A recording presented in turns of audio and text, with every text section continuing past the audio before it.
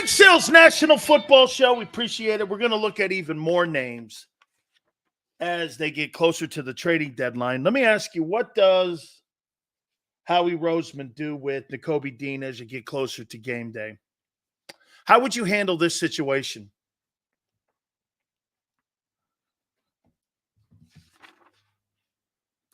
Both backers are playing. I would give a grade. If I were to give a grade on the linebacker play right now, shockingly, a C+. Probably C+. Somewhere there. I personally, I thought it was going to be a disaster F. Okay? C+. Somewhere in there. What do you do with Nakobe Dean, your so-called steal in the third round?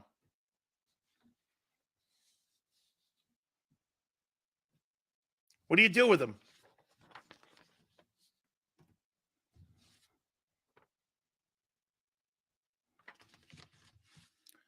Dean starts for Cunningham, but you circulate him. You mean you rotate him. Trade him? How do you trade him when you don't even know what he has? That's your green dot? Well, you're in trouble. Nakobe Dean, I hate to do this to you guys. I think he's exactly who I thought he was. This is going to be one of the craziest evaluations of a guy. According to reports, the Eagles have been working Dean out with Cunningham in practice today. They're going to take Nicholas Morrow out. And they're going to put him back in.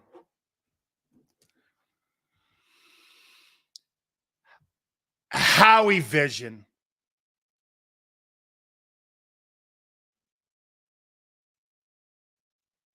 Here's my assessment of Nakobe Dean. He's a talented kid who's not built for the NFL. And you guys can talk about all of his brains and his smarts, and he's not built for the NFL. You're going to take a guy out because you cut him. And Tone, what's that number that Pro Football Focus said about Nicholas Morrow and where he is? So you're now taking reps away from a guy who was improving as a player and a guy who was making a move to keep that job. And you're going to start taking reps away from him so that you can be right with your draft choice.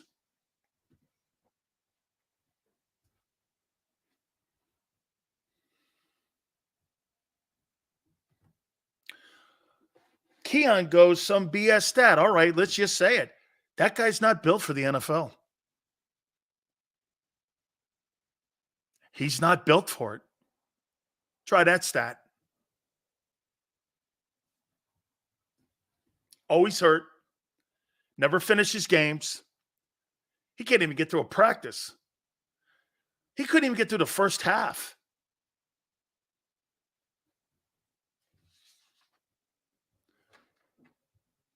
Taking Morrow out is a crime, but I know Dean will continue to prove people wrong. When has he proven anything? He can't get on the field. And when he does, he can't stay on the field. That's right, AZ. Dean has hardly played. Why? Because he's always hurt. How can you develop somebody when they can't stay healthy? Dean has played what? He was terrible when he was in the game. He was terrible. Look at what they just did. Nicholas Morrow, with his deeds on the field, has proven he deserves a starting assignment versus the Jets, but they don't care. So they're going to, because their personnel office, and I'll say this right to everyone here, their personnel office has more power than the coaching staff. They make game day decisions. The coaches don't. Prime ass example is right there. This is everything I've said about your organization. This is why you're 21-1 with a silver medal. This is why you've won one title in 30 years. You can't win Super Bowls, multiple, from the owner's box.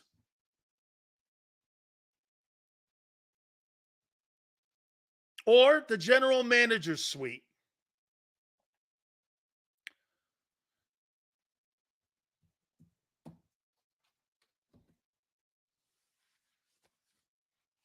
Facts. You're going to take a guy out who's played his ass off and getting better because you drafted a guy in the third round. You want to be right. I mean, Derek Barnett, when you pass out GI bills, it's like for 6 years, you got a GI bill and shit like that. This guy's like on a GI bill, man. Or he's like on scholarship or something they gave him like a 6-year scholarship with the Eagles. I mean, because they drafted him in the first round, Howie doesn't want to look like shit. So he begged him to take less money so he could keep him on the team so he could look good. Look, I got him to take less money. Why don't you just move him? He's useless. Well, he's depth. Really. One thing I would look at with Derek Barnett, I would look at him and go, he's depth. He's dead weight. He's dead weight. Man, another first rounder bites the dust. But I got to keep him because I drafted him. I can't look bad. I can't look bad with a guy in Nicholas Morrow who's playing well. And I even thought he sucked. But he's come on. You got to give him his kudos. The Eagles even cut him. Holy cow. Tone's like, wait a minute. What's going on here? Hey, where's Nick Sirianni say? Is Nick good with that move? If you were a head coach, would you be good with that move? Would you really make that decision and go, well, I'm going to play a guy who hasn't played in a month and didn't play any last year, and I'm going to put him in there? Hey, I think that's the right move. How do you know who he is? Yeah, at least the kid Morrow's been playing good ball. He's ranked like 5th as one of the top LBs in the NFL right now. Yeah, like you guys say, stats. Oh, man. This guy has sucked.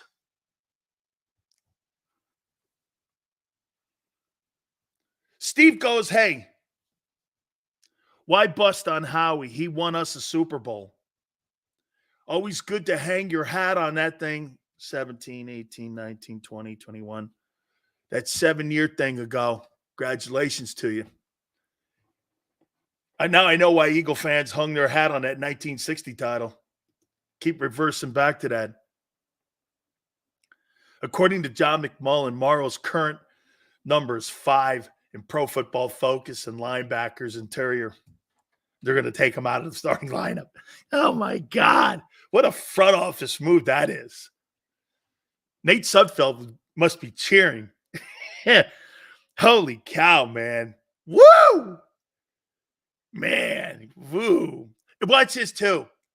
Watch him come in and have 11 tackles and how he start parading. Hey, you see Howie on the sidelines in the Rams game? It was Los Angeles. He had to. You saw him. I know you did. You see Howie on the sidelines in L.A.? I'm the architect. I run this bitch.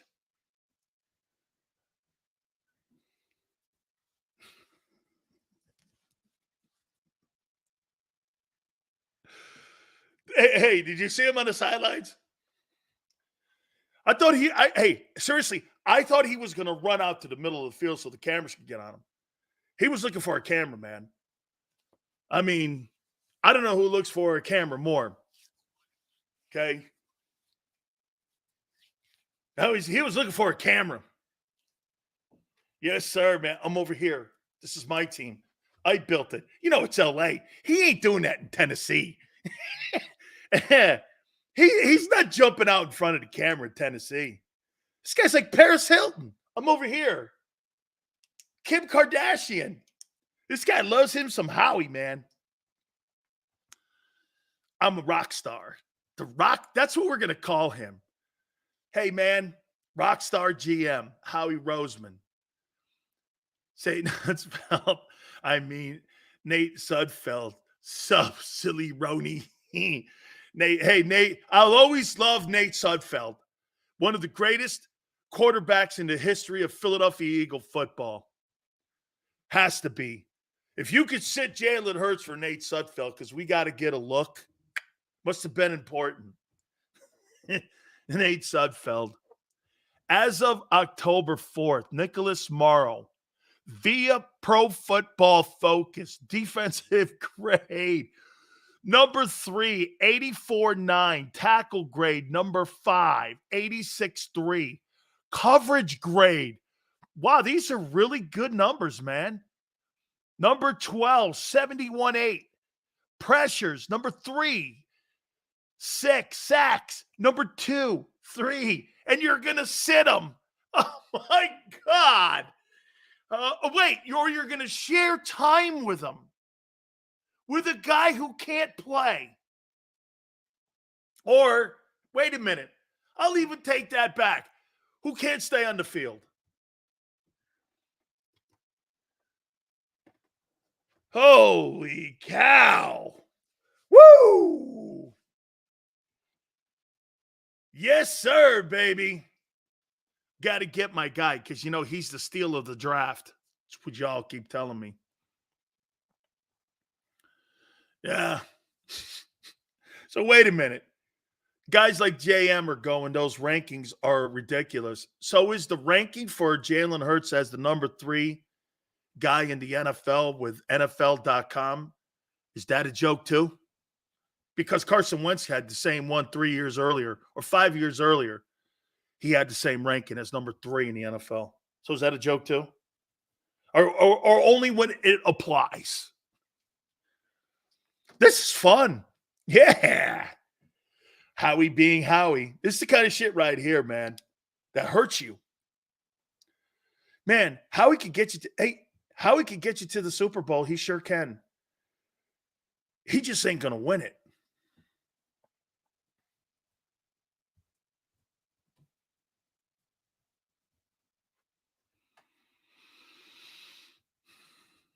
If they make that move, benching him, mark my words, no Super Bowl. Dean, hey, get this. Look at Scott. Dean has been solid. When was that? He sucks.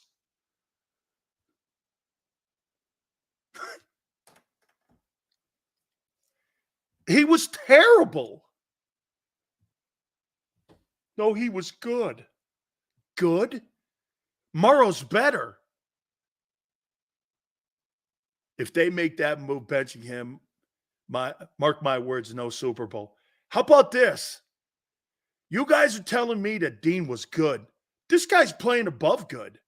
So you're still going to sit him for good. You're contradicting yourself. Sileo's always contradicting. You're contradicting yourself. You're going to take the better player out. A guy who's playing a better player. He's playing better football. You're going to take him out to put a guy in who hasn't played and hasn't really shown anything yet. Sports radio, I feel like Quez Watkins for a big game this week. Hey, dude, the only big game that Quez Watkins will have on his Madden game, it won't be on a football field because you have to actually fight for something on a football field, okay? That guy couldn't win a pillow fight. He couldn't win a pillow fight. I think sports radio sniffing magic markers. Quez Watkins, one of my least favorite football players in the league. Yes, sir, baby. How about this? Wait a minute here. What's the guy saying about the general manager here? Sills may as well become the GM of the Eagles. No, Pietro. I'm sure you probably think that Howie's right to bench Morrow and put a guy who hasn't played in a month in. You're right. You can't even justify that. He's got the green dot. It was given to him. Nothing earned.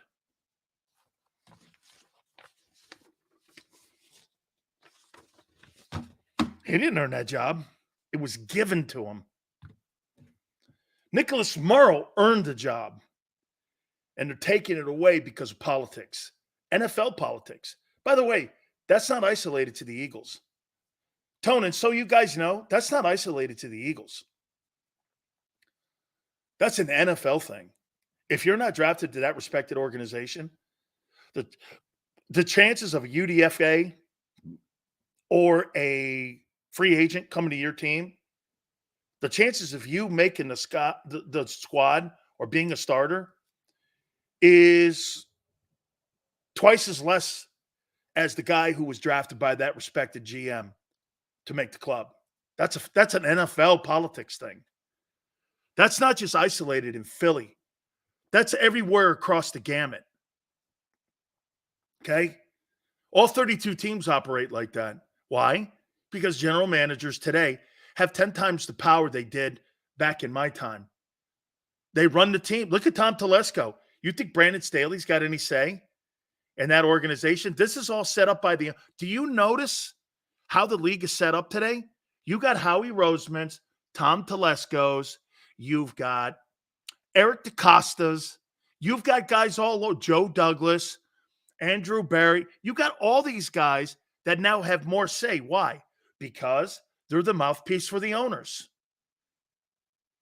You pay them, you're going to play them. An NFL coach like Parcells or Johnson or whomever, they don't give a shit how much money they're paying you. That's what's happening in Pittsburgh right now. Do you understand that?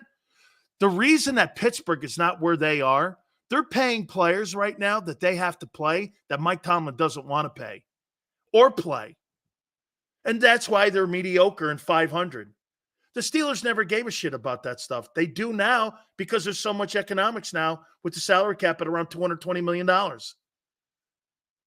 These general managers run all these teams today.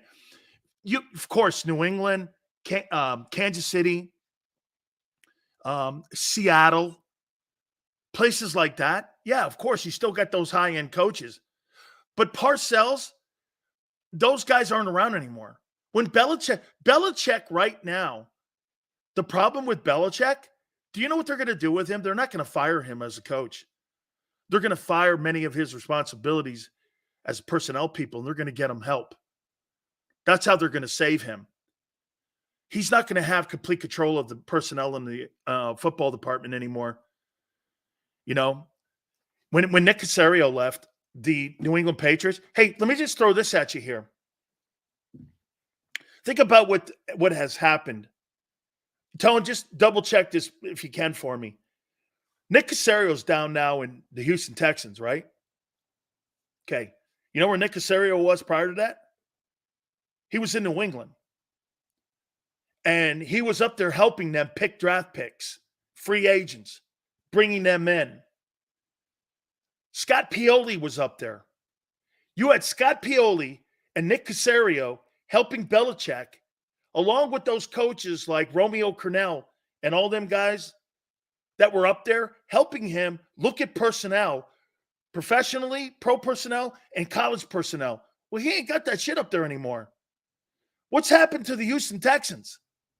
The Houston Texans are getting better because Caserio's now down with the Texans as the general manager. And now you've seen the Texans make a turn. Quarterback looks good. Will Anderson's up for the Rookie of the Year award defensively. That's why Belichick is having problems. He's having problems with personnel. It's not the same thing. It's not just a Brady thing. It's a 53-man roster thing. That's the problem. And here's the other problem that you have in Philly that is almost a microcosm of what you have in Dallas and in New England. When you have that kind of power, you get in the way. You overcoach Jalen, and you're overthinking your roster.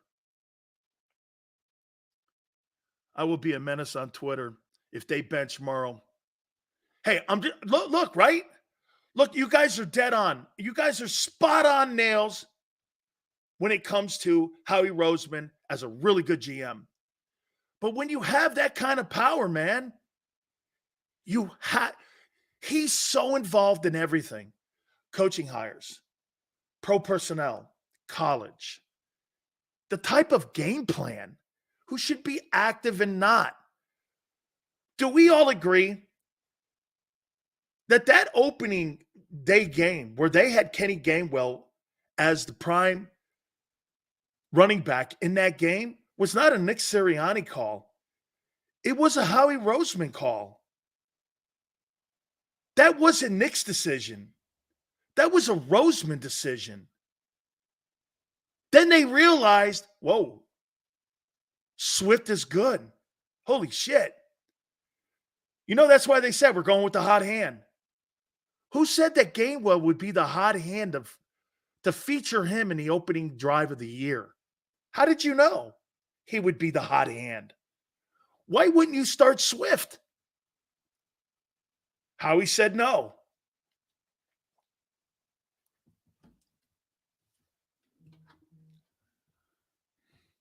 Let me ask you this. How many people in here believe that Howie Roseman was telling Doug Peterson who to play on Thursdays and who would be active for the Sunday roster? I happen to actually know this. I just want to see what you guys say. Did Howie tell Doug Peterson who to play on Sundays? Yes or no? This goes to the reason I'm bringing this up, because this goes to what we're talking about right now with Morrow and with Dean.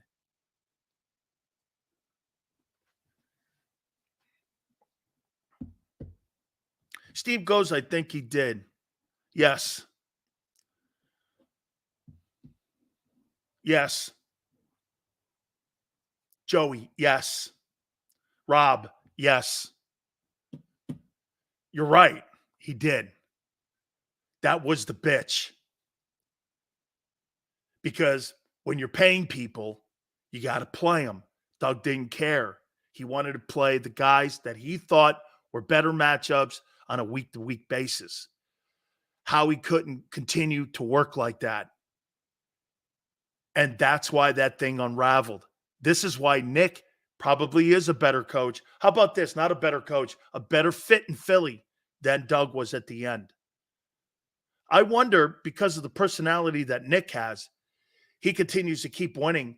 Say he does win a Super Bowl, he's going to go down the same line as Doug Peterson. And he's going to want more control, or he's going to want out too. You're being told what to do with your own team. You have no say. That's why he falls on the sword for his coordinators.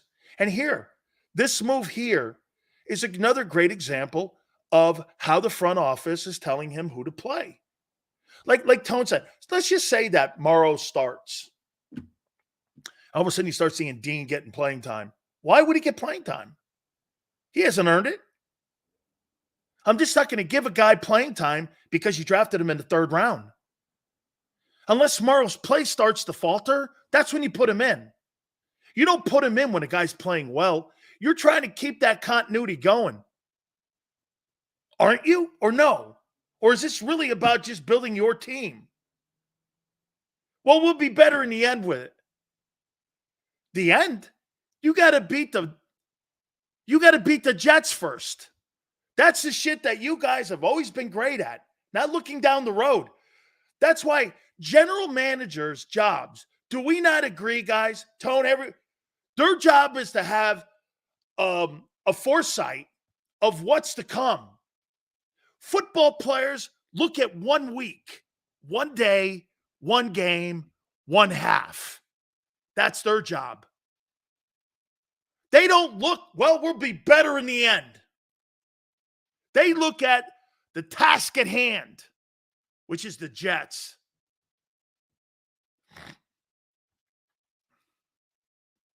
Okay?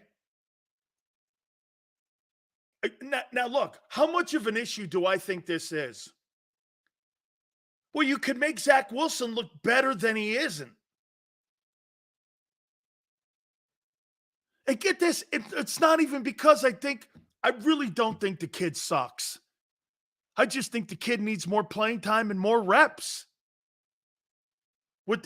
Them saving him in the exhibition season was the most asinine thing on the planet. You gave him a green dot. You played him 7 plays in the exhibition season. And then you said, we're ready to roll. And he hadn't played it down all year previous to that, but maybe 17 snaps.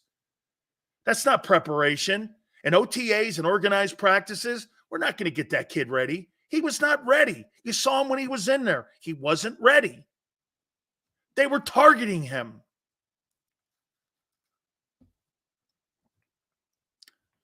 Are you sure Dean's better than Morrow?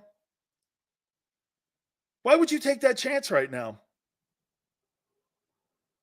Look, I'll say this to you. I'll totally say this to you. If that kid starts faltering, I'm talking Morrow, I have no problem putting him in. See, the only thing that Nicholas Morrow has done is put himself in the game. That's the only thing. Shahid goes, Dean was born ready. Not for the NFL, he's not. He's not built for it. He has not. Do you know the one thing that I'm convinced already that he has proven? He's not built for the NFL physically. You can't tell me any other thing other than that. I don't even know if he's good. He's not physically built for the NFL. He's always hurt. Ankle injury that kept him out of, what was it? 2 weeks, 3 weeks of practice? Get this. So he missed 3 weeks of practice over an ankle injury. Then the first game he gets taken out and he misses a month. You think this guy's – and he comes into the league with a shoulder injury. Oh, you're right. He's built for it. He goes like this. He's the same size as Morrow. Some guys are built for it. Some guys aren't. No, you're right. You're right, Shahid. Dean has showed that he's a healthy player. You're right. This guy wants you to lie to him. 85 goes, Dan, did you see CBS saying that Jalen Carter should be an all-pro consideration through 5 weeks? I completely agree. If I were to pick the 2 starting defensive tackles, I'll tell you what, that Quentin Williams has walked backwards a little bit. I'll take that kid in Washington, and I'll take Jalen Carter as my 2 Pro Bowlers on the NFC side. I'd rather see Cunningham. I think Cunningham's playing good too. I don't think he's not playing poorly. Why would you put a guy in who's missed a month who hasn't shown you he can play? So, again, this goes to that test that why would you gamble and test yourself and do that and put a guy out there on training wheels when you're so close to the Super Bowl? Why would you gamble like that when you don't need to? Why would you do that? Why would you do that? Why would you do that? Why would you take a guy out like that? because general managers look at the end game. Football players and coaches are supposed to look at the game they're playing. Howie's trying to do both. And that, to me, is the disconnect at times. That's why you've only won one Super Bowl in 30 years and the 30th anniversary of Jeffrey Lurie owning the team. There's too many voices in the room. Okay? Actually, there's one voice in the room, and it's not the head coach.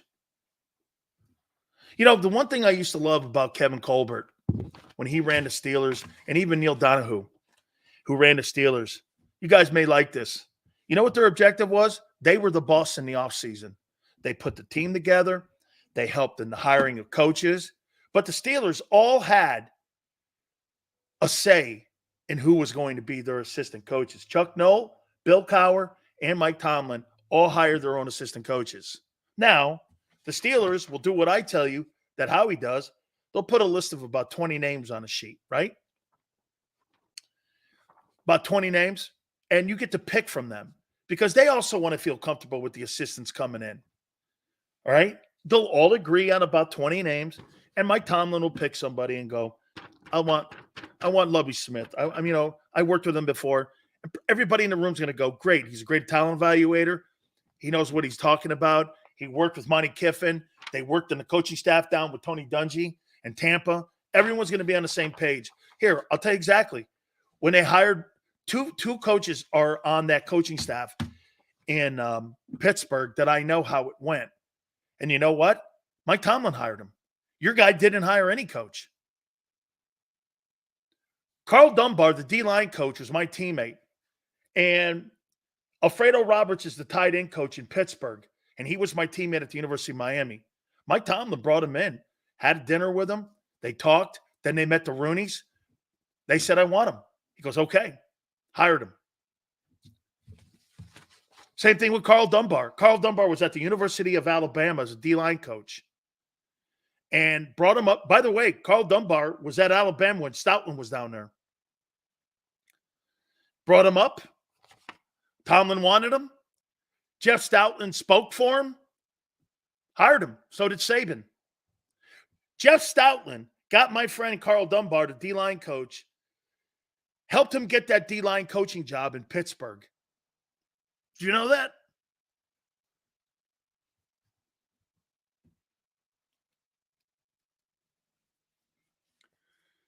Dan, do you think Desai will pull Dean if he starts shitting the bed at the Jets game? That's where I do think the coaches have some say. Okay? Yes. Yes. Again, though, you put yourself in an awkward position. Why am I here pulling a guy?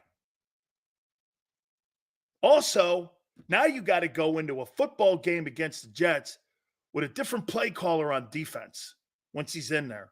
Even when he gets in there. So say you have Dean in 3rd and long, and he's subbing in for Morrow. You really think he's going to know what to do with an offense in the NFL when he's never really played a full NFL game at Mike? Do you really believe that? He's going to know. You know what he's going to do? He's going to set the defense early, which a move like that makes Zach Wilson look better. I have not seen one redeeming quality about Nakobe Dean and his play or his health that makes me think he's an NFL Mike linebacker. Not one thing. Likeable kid. His college career has nothing to do with where he is today. I don't care. That's old news. What he's done as an Eagle has been underwhelming because he hasn't had an opportunity. You can say that, but that's part of it. Hey, Bo Jackson was one of the greatest running backs in the history of the game, but injuries cut that thing short, right? Well, that's part of it too. Tony Baselli was one of the greatest offensive linemen of all time. Only played 9 years. Thankfully, he made it to the Hall of Fame. Still, it's part of it. Sills, are you a Butkus Award voter? I sure am, and I did vote for him. I vote for every college football award in the country. I am on the, I'll show you the card too, that proves it. I vote for every college football award, not an award, Maxwell Award. I know JAKIB puts it on. I vote for all those. Coach of the Year, all of that. Not an award. Outland Trophy. There's my Outland football right back there. All of it. Heisman. I have for 15 years.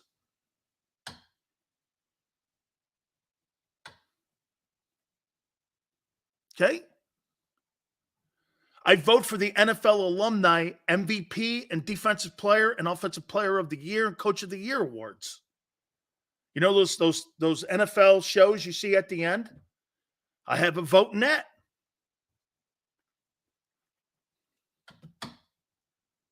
I know. Must be rough. By the way, we are at the top of the hour going to look more at some of the names that could be out there in free agent, okay? Q says Purdy will be a $60 million man. The Niners if he wins a Super Bowl, let me tell you why. Hey, Q, let me tell you why Brock Purdy is the MVP of the 49ers and the league right now. Okay? Look at what he's done. He has saved John Lynch and Kyle Shanahan a ton of money in not having to pay for anybody at the quarterback position. This guy doesn't make what kickers and punters make. He saved those two men on the Trey Lance deal. He's spreading the ball out now like he's the first pick in the draft. He's playing like Joe Burrow did when Burrow went to the Super Bowl. He's a 7th rounder. The latitude that, don't you guys see it? They're on the brink of a dynasty. Why? Okay, here. Do you know how many years the Patriots got with Brady being a 6th round pick to build the team up? They got 4 years to build that team up. Not having to. Tom Brady was never the highest paid player in the history of the league during his time in New England, ever. He was never the highest. He never got near the highest. He reinvested in the team. That was the rub at the end, is because he had been given all that money back and there wasn't a lot of talent at the end. Russell Wilson was a 3rd round pick. Tavares Jackson. I don't know if you remember this name, Tone. Tavares Jackson, for 2 years, made more money than Russell Wilson, and Wilson went to 2 Super Bowls. Once they started paying him, they had to dismantle the team. And that's why they never won again. It's not just about him playing well. It's the money. You're not paying him. You've got basically 2.5 years of rent-free money where you don't have to spend $400 million on one guy. You only have to spend $2 million on one guy. And it's the quarterback. It's how you build. Look at how they built the Eagles. The Eagles had 2 years, actually 3 years. Am I right, Tone? The Eagles have had 3 years of Jalen Hurts, really non-big money. Same with Kansas City, really, in a way, because that kicked in just a couple years ago. Now they're paying them. That's why there's nobody there. It's the money. It's not so much that this guy's Joe Montana or something. They're winning, and they're winning big, and they're not having to pay him. That's how you build a dynasty. Because you can build and pay Nick Bosa. You can get Javon Hargrave. You can get all those guys when you're paying a guy $960,000 a year. Quez Watkins makes more money than Brock Purdy. Try that out. Again, the added thing to the whole puzzle here is he is playing well. And he is playing great. He's playing better than Justin Herbert. Look at the money they just gave him. Dude, 3 first-rounders. He saved that franchise. You may get this. If you put Brock Purdy on the open market right now, he'd be 3 first-rounders. You put Trey Lance on the open market, he's a 7th rounder. Best. You put Zach Wilson on the open market, he's a 6th rounder. Best. You put Sam Darnold on the open market, he's a free agent. Shit. You put Trevor Lawrence on the open market, is he the first pick in the draft? Or is he maybe the 15th pick in the draft? How many of the quarterbacks that have been drafted in the NFL have increased their value the way Jalen Hurts and Brock Purdy have? Look at Dak. He went up, then he went back down again. The top quarterbacks who have increased their value, let me see. Has Justin Herbert really improved his value? Or is he kind of still right where he was? Top 10 kind of guy? I guess. Does Shanahan get to a Super Bowl this year, or does he fail the bar again? It looks good every year, but he's got to finish. The quarterback situation when, again, I'm going to never do this to you guys. Well, you know, if he would have had Brock Purdy, they'd have beat you. That's not part of it, man. You play a football game, and Hassan Reddick, why would you diminish anything? That's why when the Niner fans are crying like that, because they didn't have their quarterback in that NFC title game, well, defend them better. That's like telling a boxer in a heavyweight fight, hey, guess what? If I didn't get knocked out, I'd have beat you. I mean, really? Am I right? Right, Tone? That's like going like this. I'd have beat that guy if I didn't get knocked out. We got to put your hands up, kid. I mean, you know, defending yourself is also part of it. I mean, hey, dude, I'd have kicked your ass if you didn't knock me out in the first round. Woulda, shoulda, coulda. No shit, man. I hate that. Hey, dude. Yeah, you can start talking like the Cowboys. Hey, I'm better than you. You just got floored. Did you just not get embarrassed? No. That's what the Cowboys are doing right now. The Cowboys, hey, get this. The Eagles are concerned with the way that they're playing, and they're 5-0. The Cowboys like how they're playing. I mean, dude, you can't get any more of a different opinion of how you look at yourself than Philly. Philly hates how they're playing as players right now. They know they can play better, and they want to play better. Dallas doesn't look at the record and goes, we're just as good as them, even though they get killed by Arizona. If you didn't drop 42 points on me in 3 quarters, we would have beat you, I swear. I know, Tone. That's the guy that comes up to me in a bar. Hey, Sills, I was all city. You should have seen me, man. I was all city, Cherry Hill. Unbelievable, man. If I didn't get hurt, I'd have been right there with you, brother. right there at Miami, playing right next to you and Jerome. Would have been crazy great. We would have been wonderful. Well, what happened, dude? I hurt my knee when I was playing JV.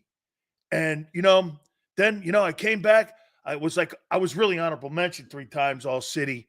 And, honorable mention All City. All City Cherry Hill? Yeah, we played Pennsauken a lot too, Played the Catholic schools in the area. Did that too. So you blew your knee out in a JV game. Yeah. I came back though and made honorable mention All City Cherry Hill. Okay. I'd have been right there with you, dog.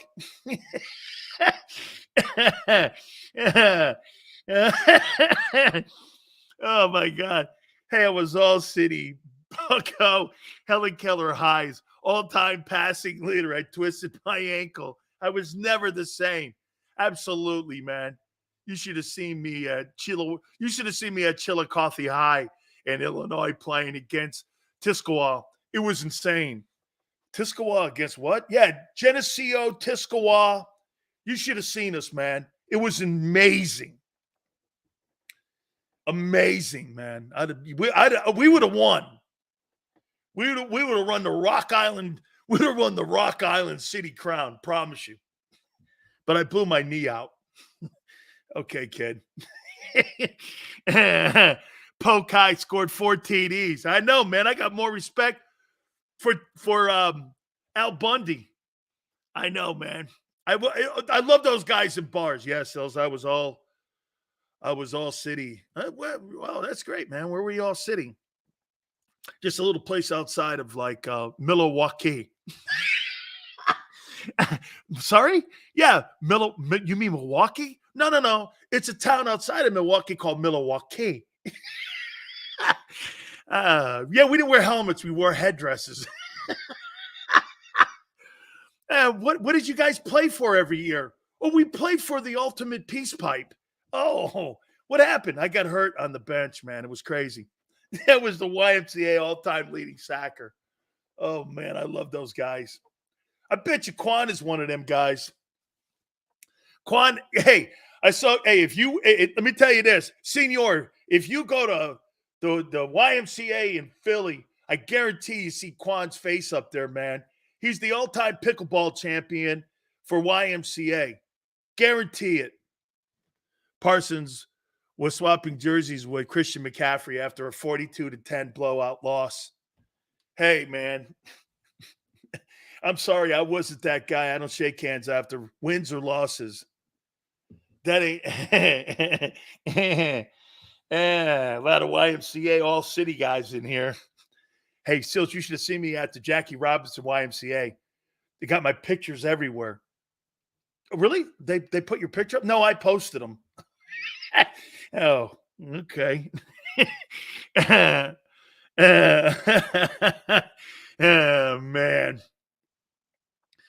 Oh, I'm sorry, man. I'll leave your boy alone. I don't want to hurt his feelings, man. You know, that guy cries. Takes credit, too, man. See this guy going around? This guy goes around taking credit because, I don't know. I need a show. Hey, I need a show. Hey, man, you know what? I carry Sileo show. hey, Tone, I carry Sileo show, I need to, get paid for this because I carry it. Hey, Quan, you stand on a anthill, guy. Quan All-Pro in the church league. Yeah, and then what you get after that, you get to go to IHOP. You get a golden meal. You get a golden meal ticket when you're like the all-church league guy. Big Seals, did you ever try out for Wheel? You don't know the story. I'll quickly say it to you. I was brought in by the Eagles. And everything was lined up for me to sign with you guys. Unfortunately, you guys didn't play very well against New York, and he got benched. I walk in there, Jerome goes, Buddy, and I had known Buddy. And he goes like this, you think I want another MF for you one of you around here? I know who you are. You know I know who you are. I looked at Jerome Brown. I go, you mother. And he looked at me and goes, I know exactly. You think I want you two guys rolling around here like this? I don't need two assholes like you two guys. I could barely take his ass.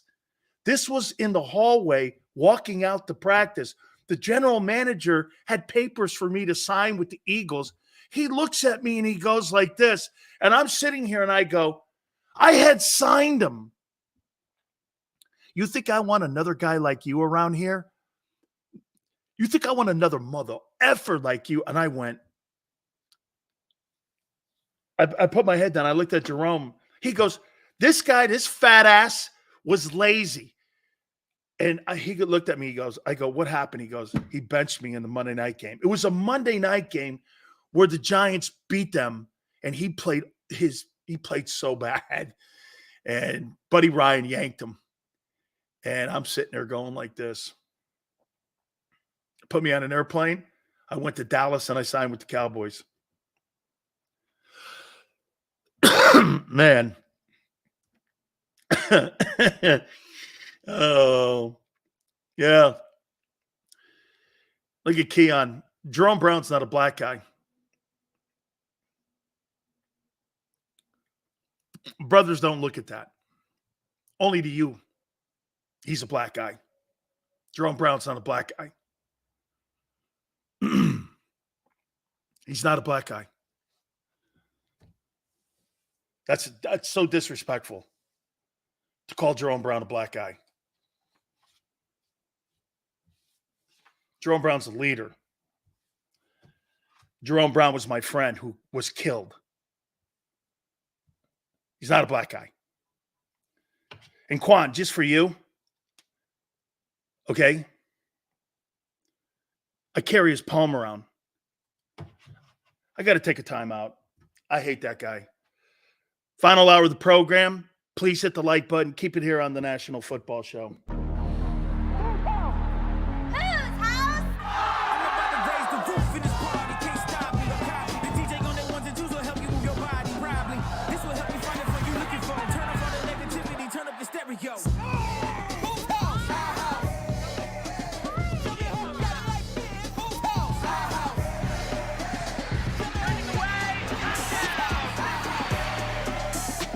Football and Hooters, the perfect pair.